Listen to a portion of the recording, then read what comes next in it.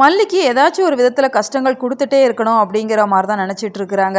இந்த ராஜி பண்ணுற வேலை உங்களுக்கு சுத்தமாக பிடிக்கல அப்படின்னு நினச்சிங்கன்னா இந்த வீடியோவுக்கு லைக் பண்ணி உங்களோட கருத்துக்களை தெரியப்படுத்துங்க. நீங்கள் கொஞ்ச நாளாவே பார்த்துருப்பீங்க, இந்த தீபிகா தொடர்ந்து மல்லியை அவ்வளோ டார்ச்சர் பண்ணியிருந்தாங்க. இப்போ தான் மல்லி கொஞ்சம் வீட்டில் இருக்கிறாங்க.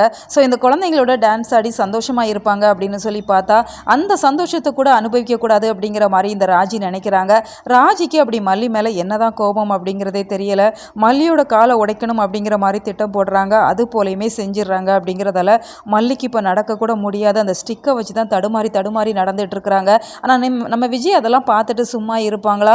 நான் ஆஃபீஸுக்கே போகிறதா இல்லை, மல்லிக்கு கால் சரியாகிற வரைக்கும் நான் மல்லி கூடவே இருந்து எல்லா வேலைகளுமே அவங்களுக்கு ஹெல்ப் பண்ணுவேன் அப்படிங்கிற மாதிரி இப்போ விஜய் ரொம்பவே ஸ்ட்ராங்காக இருக்கிறாங்க. அதெல்லாம் பார்க்குறதுக்கு ரொம்பவே சூப்பராக இருக்குது. கெட்டதுலேயும் ஒரு நல்ல விஷயம் நடக்கும் அப்படிங்கிற மாதிரி சொல்லுவாங்கல்ல, அது போல தான் மல்லிக்கு கால் உடைஞ்சது ஒரு கெட்ட விஷயம் அப்படின்னு சொன்னாலுமே மல்லி மேலே விஜய் எவ்வளோ அன்போடும் காதலோடும் அக்கறையோடும் இருக்கிறாங்க அப்படிங்கிறத இப்போ மல்லி தெரிஞ்சுக்கிறாங்க. அப்படிங்கிறதால மல்லி ரொம்பவே எமோஷனல் ஆகுறாங்க, கண் கலங்கி அழுறாங்க. ஏன் மல்லி கண் கலங்குற அப்படிங்கிற மாதிரி சொல்கிறப்ப இப்படி ஒரு புருஷன் கிடைச்சிருக்க நான் தவம் பண்ணியிருக்கணுங்க அப்படிங்கிற மாதிரி சொல்கிறாங்க. அதெல்லாம் இல்லை மல்லி, ஒன்றை போல் ஒரு மனைவி கிடைக்க நான் தான் கொடுத்து வச்சிருக்கணும் அப்படிங்கிற மாதிரி மாற்றி புகழ்ந்துட்டு இருக்கிறாங்க. என்னோட ஆசை என்ன அப்படிங்கிற மாதிரி இப்போ மல்லி ஒரு பக்கம் சொல்கிறாங்க. அது போல் விஜய் அவங்களோட ஆசையுமே சொல்லிட்டு இருக்கிறாங்க.